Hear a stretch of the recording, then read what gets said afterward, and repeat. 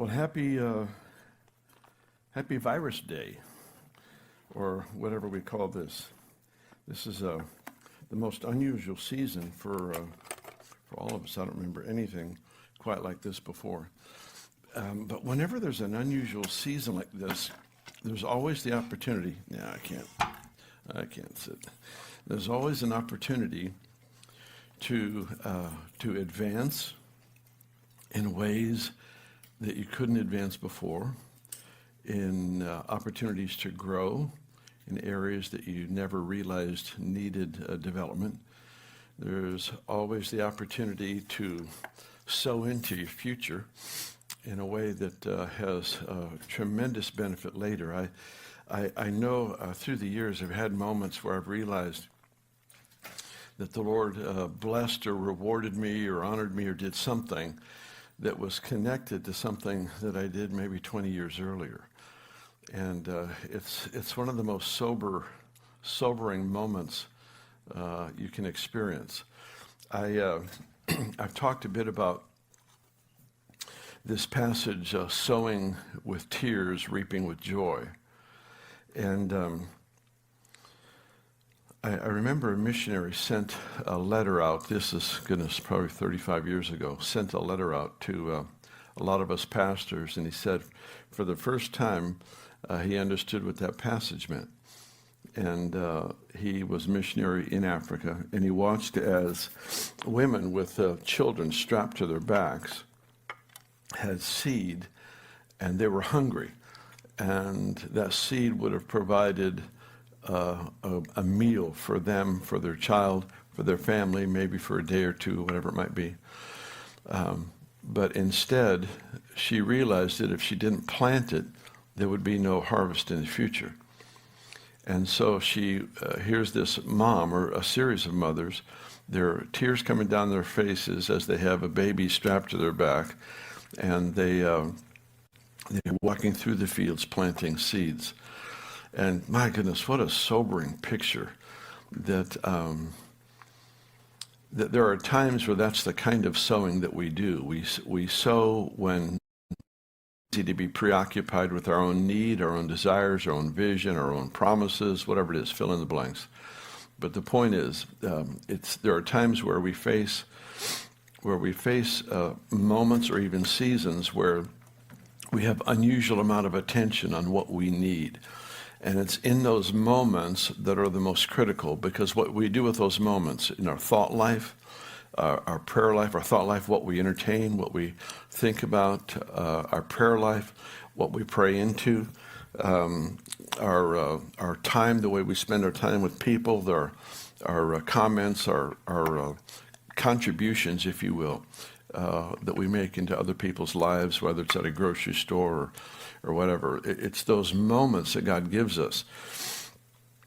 And all of us have the ability to stir up our courage to do it. All of us can do that. All of us know what it's like to really stir yourselves up to do that noble act of maybe giving something very valuable away, or maybe going way out of your way to help and to serve somebody. All of us know how to turn that on. But oftentimes, nobility is seen in the things that nobody is measuring. It's the way I think of another person. It's my willingness to go out of the way to make sure things are well with them. And it's just this lifestyle of generosity. Every one of us are business people, in a sense. We're all investors. We invest our time. We invest our emotional health, our emotional strength. We invest money. We invest possessions. We just invest. We invest insight.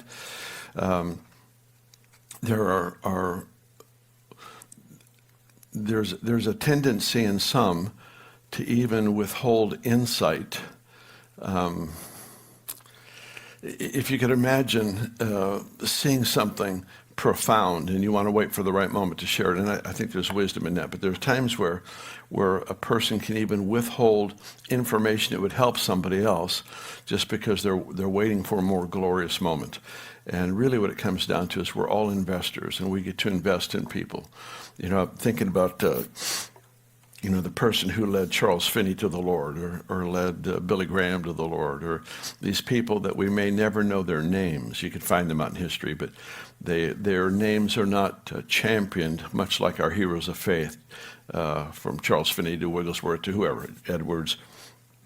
All these wonderful people were not as knowledgeable of the names of the people that impacted them, and yet those are the ones that in many ways received the greater glory from the Lord, because they invested in somebody. They didn't invest because they thought, well, here's a great hero of the faith. They invested simply because that was their lifestyle. So here's what I want to do today. I've got kind of a strange thing I want to do. I want you to go with me to Proverbs 31, and I want to encourage you. I'm going to, if I remember, I'm going to encourage all of our students today. When you're at home especially, it's easy to think you can multitask. Don't. Give your full attention to the Lord, what he's doing in a moment that he gives you. Don't try to keep this text going and this, Instagram going, whatever it is that you're involved in. Give him full attention and put the stuff aside, because he's worthy of that. I had a phrase that I read from Adonica Howard Brown, Rodney Howard Brown's wife. She made a comment on the internet here maybe 2 weeks ago, and it really impacted me. I really loved it, and of course responded to her. But she said, it's not how much money you have in the bank, it's how much seed you have in the ground. It's not how much money you have in the bank, it's how much seed you have in the ground. And you understand that concept. Of course, she's addressing finances, but it really is about life itself. It's not how much I have stored up for me for the difficult time or the difficult day. It's what have I invested in other people. And there's this passage, Nehemiah is an individual that I admire so much, and I admire his his approach to helping rebuild the walls of Jerusalem, and just the incredible, profound picture of his servanthood and his wisdom, his strategy, the way he could use the resources of people around him. There are times where he didn't let anybody know what he was doing. He went secretly at night, and there's just this brilliance that he had. And of course, Nehemiah's name means comforter, so he's a wonderful, wonderful picture of the Holy Spirit. But here in this, he's like the right-hand guy to the king, and he's released from that king to come and rebuild Jerusalem. And when he did so, he chose not to receive the governor's allowance. He would have naturally, as the one who's leading Israel, and he's leading Jerusalem for the rebuilding, he would naturally have access to tax resource, an allowance to govern and to lead that people. But he chose not to do that, and he took care of all the expenses for his staff out of his own resource. And so in Nehemiah, I know I told you to turn to Proverbs 31. We'll go there next. All right. There was. I want to just read a few verses here. Verse 15 of Nehemiah 5. You can just listen if you'd like. But the former governors who were before me laid burdens on the people and took from them bread and wine, besides 40 shekels of silver. Yes, even their servants bore rule over the people. But I did not do so because of the fear of God. Indeed, I also continued to work on this wall. We did not buy any land. All my servants were gathered there for the work. At my table, there were 150 Jews and rulers. Now, imagine feeding those folks every 3 times a day, besides those who came to us from the nations around us. And now that which was prepared daily was 1 ox, 6 choice sheep. Also fowl were prepared for me, and once every 10 days an abundance of all kinds of wine. Yet in spite of this, I did not demand the governor's provision, because the bondage was heavy on this people. But here's the part I want you to see. Verse 19, remember me, my God, for good, according to all that I've done for this people. That's an awkward way to pray. It may not be for you, but this is a verse I started studying Nehemiah, goodness, way back in 1974. I came into this season where I wanted to study two books over and over and over again, Ephesians and Nehemiah. And so I did. I took on those two books and spent 6 months to a year, I forget now, it's been a long time, but 6 months to a year just reading over those two books and just asking the Lord to teach me. So this is something that has stood out to me for a long time. But here's this prayer where he says, "Remember me, my God, for good, according to all that I've done for this people." Sometimes real faith and real confidence in God would look like arrogance to anybody with unbelief. It would look like arrogance and self-centeredness and all of that to anyone who is outside of that divine moment. Have you seen those rocks? They're geodes. They're just rough and ugly on the outside. You cut them open. Inside is beautiful purple crystals and all this stuff. To me, all the stuff of the kingdom is like that. It's offensive on the outside, but once you get inside, you find the beauty. Revival is that way. Every great move of God has an offensive aspect from a distance, but when you're in it, you see the beauty of all that God is doing. This is one of those moments that from a distance could look quite arrogant, where Nehemiah is demanding something of the Lord because of his own righteousness or his own goodness. Instead, what you have here is you have this unusual confidence in God as a father. And here is a son who's coming before the father, and he's doing what he's been commanded to do, to remind the Lord of his own righteous deeds. It's an unusual approach to the Lord, but what it is it's a confidence, number one, in God as our Father, but number two, he is the rewarder of those who seek him. He's the rewarder. Faith has two aspects to it in Hebrews 11, verse 6. Faith, he who comes to God must believe that he is, so there's the confidence of his existence, and that he is, number two, the rewarder of those who seek him. So half of faith is an understanding that he is a father who rewards. Half of the issue of faith is this confidence in the nature and the heart of God to honor all that was done right in his name.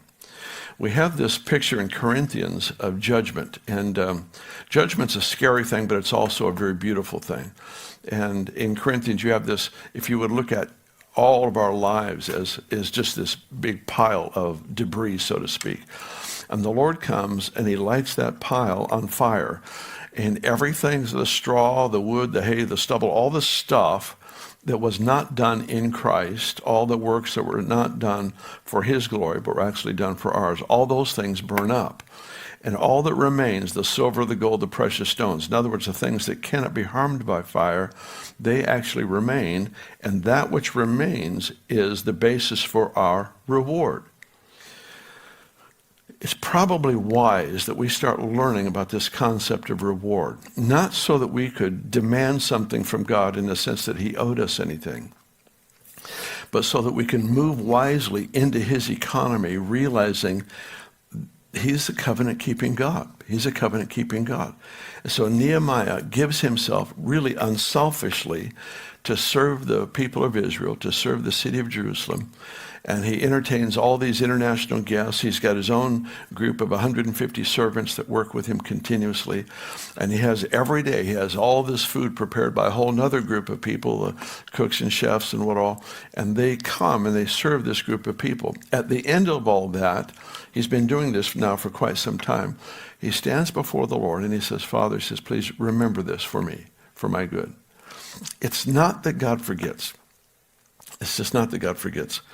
In Corinthians, Book of Acts, there's Cornelius, and he was a Gentile who gave generously to the work of God. And it says that his gifts rose up before the Lord as a memorial. I know it's a concept you've heard before, but let's think over in this context. He says, the scripture says, here's this guy.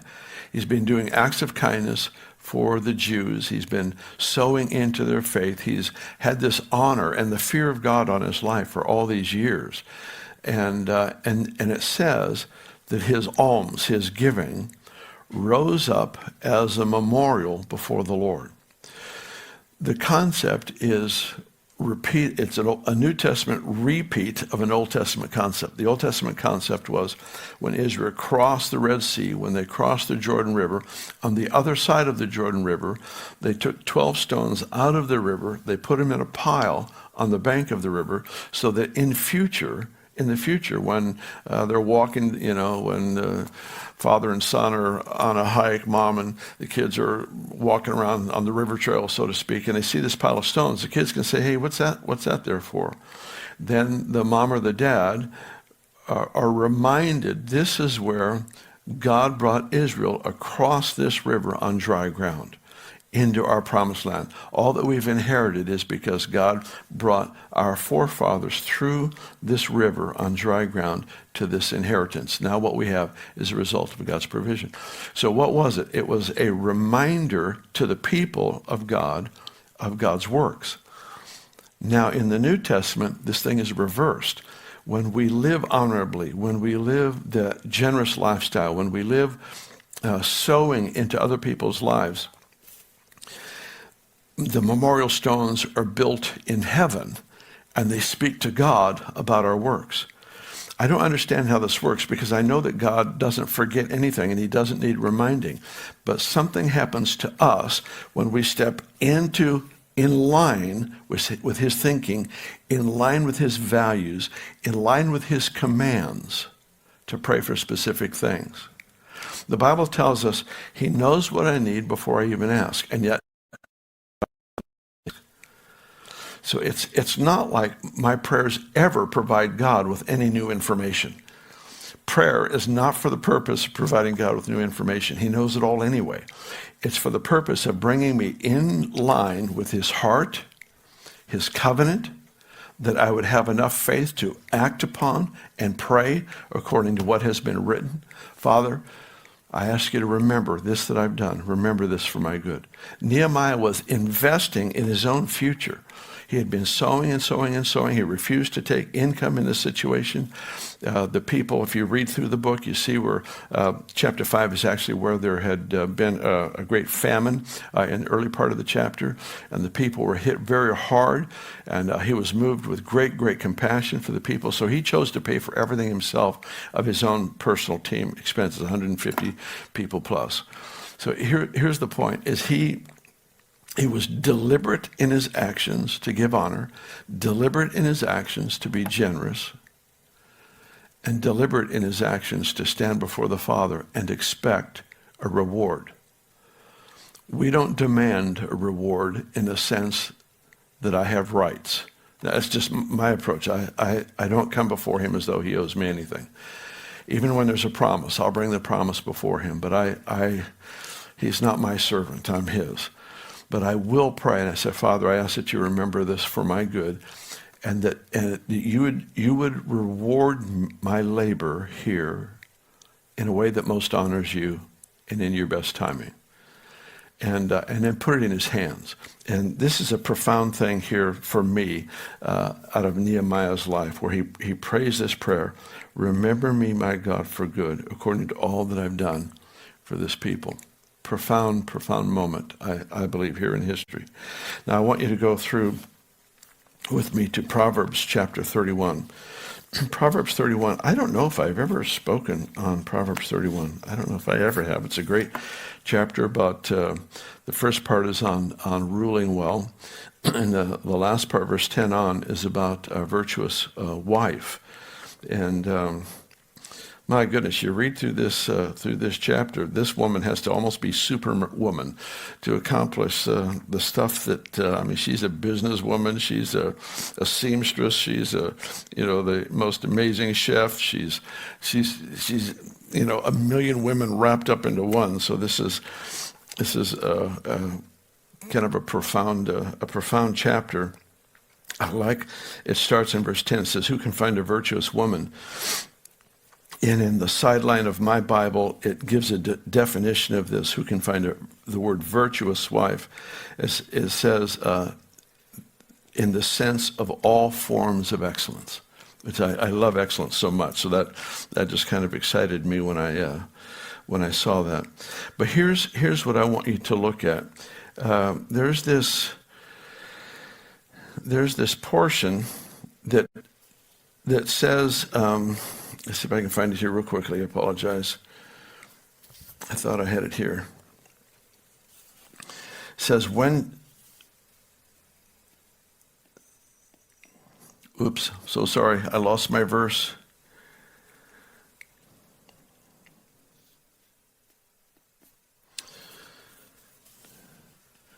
Well, maybe one of you can find it for me. I'll just tell you what it says.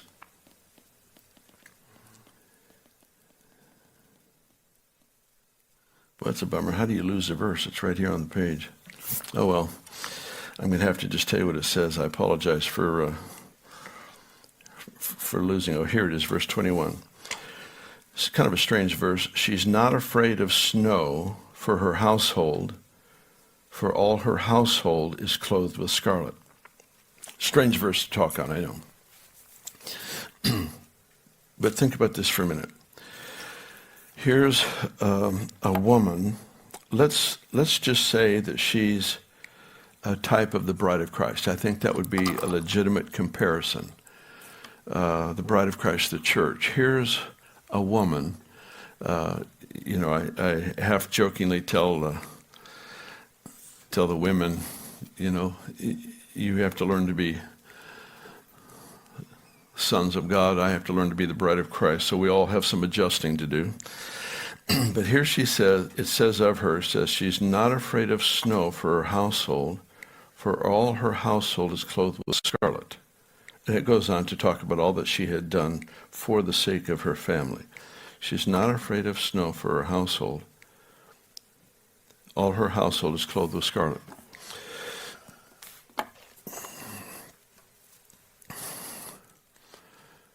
She prepared before the devastation of winter came.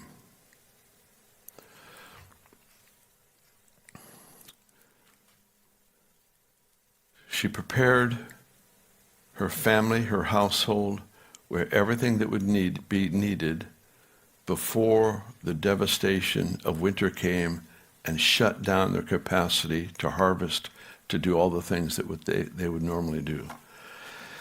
I don't know. It's just my imagination, but I was reading over this this morning. It just really leapt off the page. In fact, it really joins. It links in my heart. It links this concept with the concept with Nehemiah mentioned earlier, and the statement that Adonica Howard Brown made this last week or two. It's not how much money I have in the bank; it's how much seed I have in the ground. Here is a woman who prepares ahead of time, knowing that winter is going to be a time not of going out into the field and harvesting, not in the sense of bringing in the kind of income or the grain or the breakthrough that we would normally have in certain seasons. This is a season where everything shuts down. We are facing that in strange ways right now, in ways I've never even thought of before. What would it be like for cities and nations literally just to shut down all of our activities, our travel, our business life, schools, everything. It's an awkward season.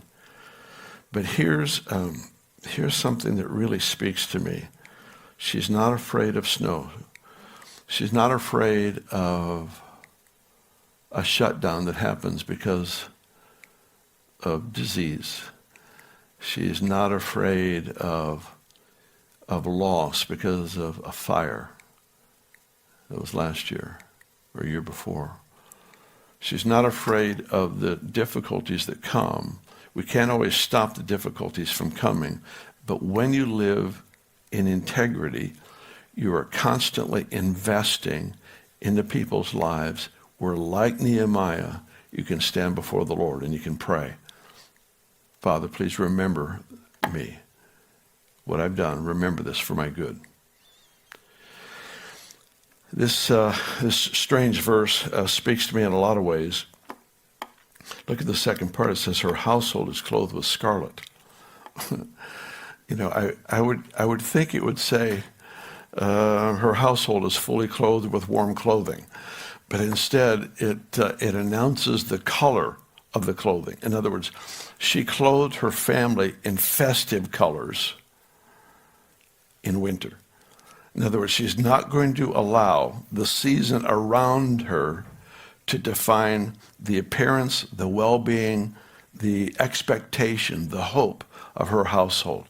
There is a festive approach to the season as though it were springtime, as though it were the celebrations of summer, as though it was the great parties that you have during harvest time, honoring God for his abundance in your life. Instead, she has prepared ahead of time with a garment of brilliance and of beauty for her household, so that when it's cold and it's dark and there's the snow, there's all the stuff, there is this festive approach to life.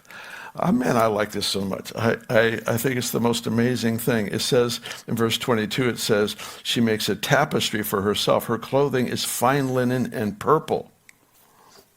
So here we've got, let's just say the body of Christ. We know that we live in difficult times. It shouldn't surprise us when things happen that are crazy. That's just the hour that we live in. We've been privileged, assigned by God, to live in perilous times. I read a statement so many years ago, and it really moved me. It was a book on leadership, and it was from a former president of the United States. And he made this statement. He said, some of the greatest leaders the world has ever had, we will never know their names because they were unfortunate enough to not live during difficult times. Great leaders, great skills, great abilities, but they weren't alive at a time when there was a crisis, and so we'll never know who they are. Well, guess what? You and I live at a time when there seems to be an acceleration of crisis. What we have to keep in mind is there's also an acceleration of good. There's also the acceleration of breakthrough. There's the acceleration of increase. There's all that we've seen in past revivals are starting to accumulate, almost like a team is coming together. All these different aspects of outpourings of God throughout history, they're all beginning to rally together for a great wave of revival, the billion-soul harvest of youth, of youth. And all of that, that is all approaching us right now. And here is this God-given confidence that I don't know what's coming. I had no idea a virus is coming. Maybe some prophets did. I've heard of some that I know who announced that it was coming. That's fine. I don't know what's coming. What I do know is I've been planting for the last 40-some years in difficult times. I don't plant just in abundance. I plant when there's a famine. I plant. It's not just money. It includes that, but that's just the tip of the iceberg. The generous lifestyle means when I'm hurting, when I'm suffering, I'm still going to try to find somebody that I can to encourage. It doesn't mean I shouldn't be the one to receive encouragement or strength or help or whatever. That's a given. In relationships, that happens. But the point is that the one part of my life that I have absolute control of is how I'm going to react to the different devastating situations. How am I going to respond? What is my hope like? What is my hope of the future? In this particular story, which I just think is so profound, she's not afraid of the snow that she knows is coming. She's not concerned. She has done all that she has known to do to make sure that she sows into her own future. There's a story that Paul Manwaring shared. I won't get all the details right, but the story really has moved me. And it's a story about a friend of his that many years ago was attending a conference. And he was staying at somebody in the church or in the ministry, staying at their home. And on the last day of the conference, the hostess whose home he was staying at, asked him, when you clean up your room, please fold the sheets of your bed and put them such and such. So anyway, as the story goes, he went about the morning, ate breakfast, he left, he went to the conference, and while he was in the conference, he remembered he didn't fold the sheets. And so he actually left a meeting that he'd just as soon be at. He was there for that reason. He went back to that home, went into the room, took the sheets, folded the sheets, and left him as the hostess had requested, and then went back to the conference. Fast forward many years later, he received some sort of a notification, a phone call, something, that a very dear friend of his was very close to death. And if I remember right, it's fourth stage cancer, is in very, very, very, very rough shape and very, very close to breathing his last. And he goes in there and he prays for his friend, and there's a dramatic, dramatic healing, dramatic, instant turnaround, dramatically healed. Everybody knows it's the work of God, it's the grace of God. And he was praying, I don't remember if it was the same day or if it was a week later, but sometime short, he's fellowshipping with the Lord. And the Lord spoke to him and said, do you know why I could trust you with that healing?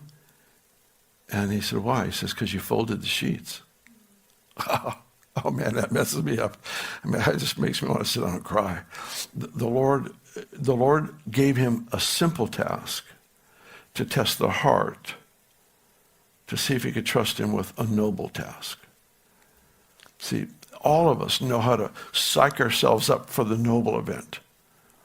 It's the little ones. It's the little moments.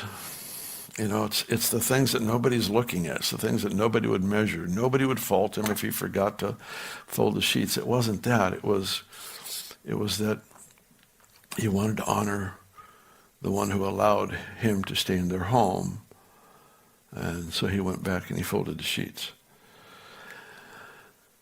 The miracle lifestyle that we've asked for, the Lord's allowed us to taste it. We see it. We have, if you're anything like me, you have seasons where there seems to be just dramatic breakthrough, and then there'll be kind of a reprieve for a season where there's breakthroughs, but they're much more occasional. And then there's other times where it just seems to come one after the other. And of course, that's what I want all the time. But the Lord, miracles create attention in our lives. Miracles create obligation. Miracles create a sense of demand upon our life that the absence of miracles do not. There's expectations when you walk into a room, when you're at a particular event. If you're known as somebody who prays for the sick or prays for finances, whatever it might be, but there's breakthrough when you pray. There's additional demands, and there's extra weight of glory on your life. And learning how to carry that well is such a significant thing. Learning how to carry that glory in a way that he is truly honored and we don't take it to ourselves. Learning how, see, he's looking for people he can trust. His desire for planet Earth is beyond everything every one of us could imagine. He said, beyond all you could ask or think, beyond all you could ask, the reach of your prayer life, all you could think, the reach of your imagination. That's where God has committed himself, is to work in that realm of beyond. But the next phrase in Ephesians 3 says, according to the work of God within you, according to the depth of the work of the Spirit of God in me. In other words, he will go beyond my reach in the same measure he works deep within me. Folding sheets. Picking up a piece of trash. I remember years ago, I don't do my taxes. In fact, I've never done my taxes. I always pay someone to do them. But I remember in the early years, I used to do a lot of weddings and funerals and that sort of thing, and I travel so much now, it's a pretty rare event. But and there would be an honorarium given for doing a wedding, honorarium given for doing a funeral, and I would keep record of all those things. And come to the end of the tax season, and I would look at my list. All right, I made $20 here and $50 there, and add it all up, and include that obviously as my income. And for many years, I knew it was possible. And now we have everything on record, but I knew it was possible. I may have forgotten one. And so, just for illustration's sake, let's just say I added it all up, and it was, $1,500 of additional income, and I report that on my tax. But for years, I would add like $100. I'd say, well, I might have made more. I don't remember. I think it's accurate, but I may have made more. And so, just in case my records are not as perfect as they should have been, I'm gonna say I made more money than I did, so that in a month from now, if I remember something that I forgot to record, I won't feel guilty or shameful, and I will know that I've already covered it. Sometimes it's those little tiny moments where you strive so much to honor the Lord with the little actions, the little thoughts, the little investments of time, the comments that you make to a person. All of that starts with how you think. All of it starts there. It doesn't start with the check. It doesn't start with the compliment to the cashier at the store.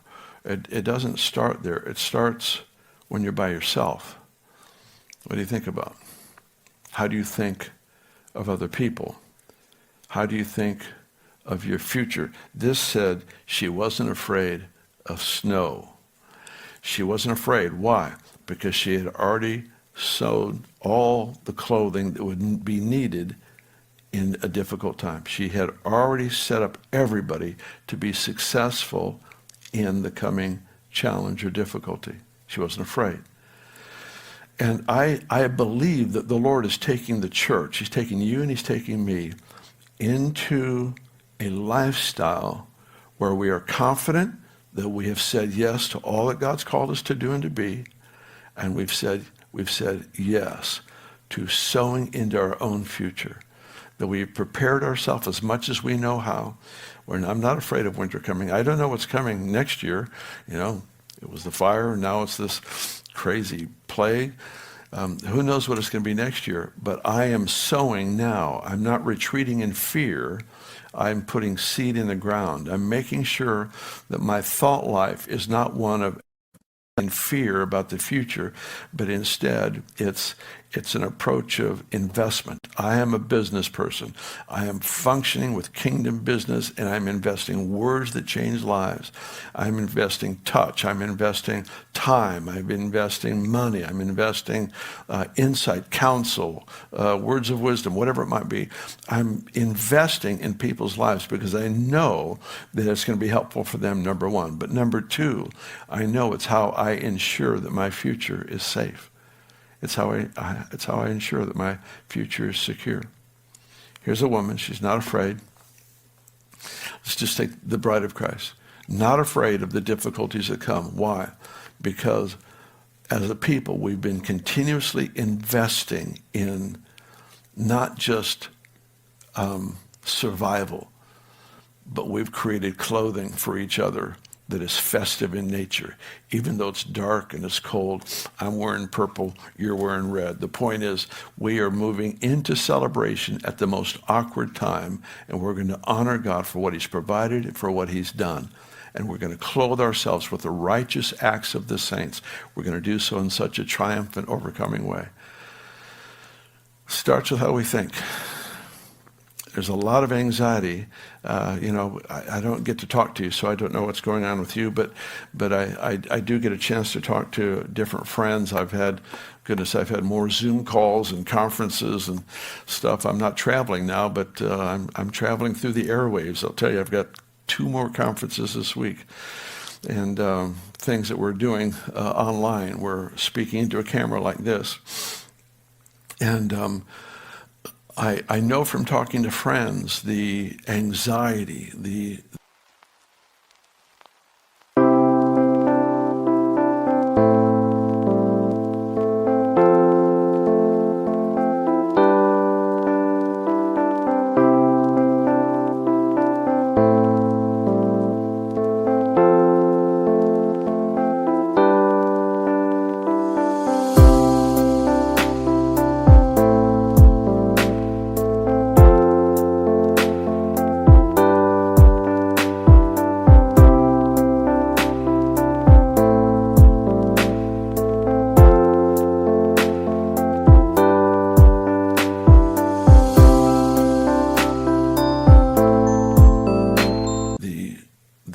pain that people are in. I don't ever want to downplay the severity of this virus. Anybody who has it, we keep hearing news of loss of life and suffering, and I never want to minimize that. That's a great tragedy. One loss is too much. So when it's hundreds and it's actually now several thousand, it's great tragedy. The scripture says, 1,000 may fall at my side, 10,000 at my other side, it will not come near me. At some point, there has to be a confidence in God that says, it's not coming to my house. It's not coming to my house. And should somehow it sneak past my shield of faith and afflict someone in my house, it is not taking anyone out. It is not taking. He is the one who delivers me from the snare of the fowler. Psalms 91 is filled with such revelation knowledge, such understanding. Here's what happens in Psalms 91. We've got this promise of safety.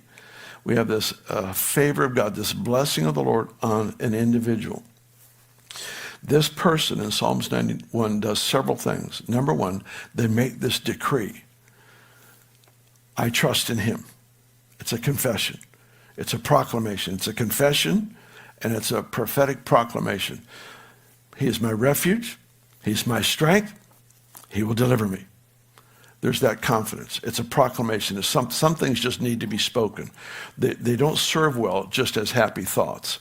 It has to volcanically erupt in me. I've dwelt on the provision of the Lord through his word so deeply that it erupts in me into this prophetic decree and proclamation. And throughout this psalm, which I believe is very key for all of us, I've been trying to read it every day and just meditating, praying over that psalm. Here's this incredible stream of revelation on the safety and protection of the people of God. But the thing that just messes me up is that towards the end of that psalm of great protection and deliverance, he makes a statement. He says, he will protect you so that you don't dash your foot against a stone. So here's the picture. He's going to protect you. In fact, this is a verse that Satan quoted to Jesus to try to get him to act inappropriately outside of what the Father was saying and doing. And so the devil uses the word against Jesus, who is the word, which is a bizarre concept.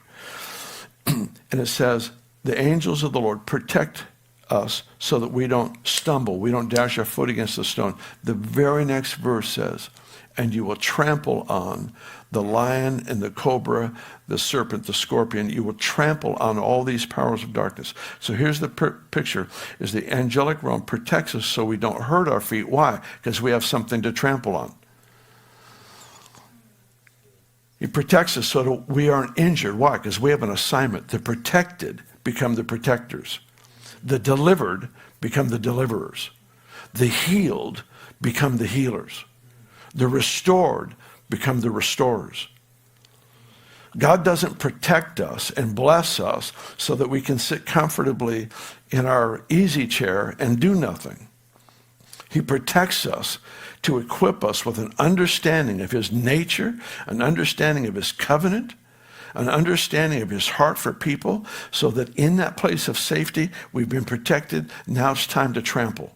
Now it's time. It may be, since we can't get together, it may be walking around your house.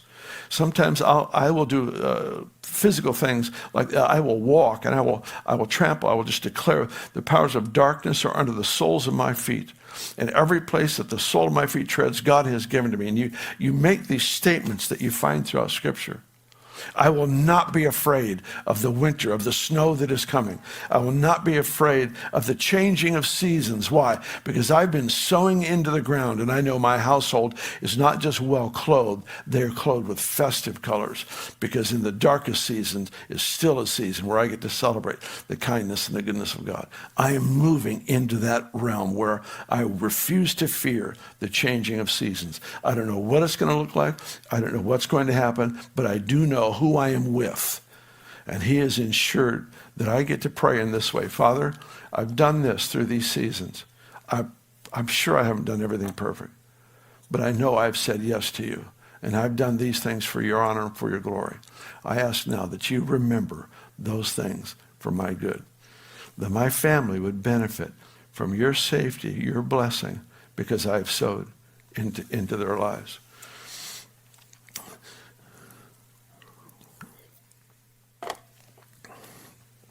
I remember I met with each of my children many years ago now. I think it was soon after they were married. And I told them, I felt this prophetically, I told them they would not struggle